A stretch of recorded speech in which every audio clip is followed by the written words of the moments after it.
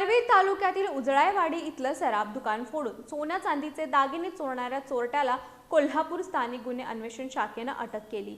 आकाश राठोड असे या चोरट्याचं नाव असून पोलिसांनी त्याच्याकडून सुमारे 4,15,800 रुपये किमतीचे दागिने जप्त केले। कोल्हापुरातील लक्ष्मीपुरी इथं राहणारे प्रवीण रूपाराम माळी यांचं करवीर तालुक्यातील उजळाईवाडी इथं सराफ दुकान आहे। 30 मे ते 31 मे या दरम्यान चोरट्यांनी या सराफ दुकानाच्या शटरचं कुलूप कापून तसंच शटर उचकटून या दुकानात प्रवेश केला। त्यांनी या दुकानातील सोन्या चांदीचे दागिने, मूर्ती, इमिटेशन ज्वेलरी असा मुद्देमाल चोरून नेला होता। याबाबतची फिर्याद प्रवीण माळी यांनी गोकुळ शिरगाव पोलीस ठाण्यात दाखल केली होती। या गुन्ह्याचा तपास कोल्हापूर स्थानिक गुन्हे अन्वेषण शाखेनं सुरू केला होता। या परिसरातील सीसीटीव्ही कॅमेऱ्यांची पडताळणी करत असताना ही चोरी हातकणंगले तालुक्यातील पुलाची शिरोली इथल्या आकाश सगन राठोड यानं त्याच्या साथीदाराच्या मदतीनं केल्याचे उघड झालं।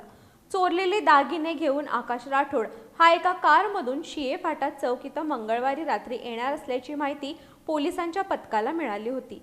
त्यानुसार पोलिसांनी शिये फाटा चौकाजवळ सापळा रचून या ठिकाणी आलेल्या आकाश राठोड्याला अटक केली।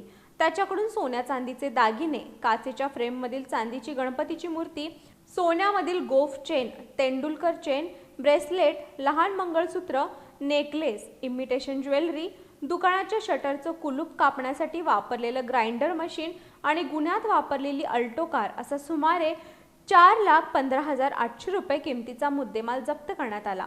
आकाश राठोड यांच्याकडे केलेल्या चौकशीत त्यानं त्याचा पुलाची शिरोली इथला साथीदार आदिनाथ संजय नरसिंगे याच्या मदतीनं ही चोरी केल्याची कबुली दिली आहे। पुढील तपासासाठी चोरटा आकाश राठोड्याला मुद्देमालासह गोकुळ शिरगाव पोलिसांच्या ताब्यात देण्यात आले।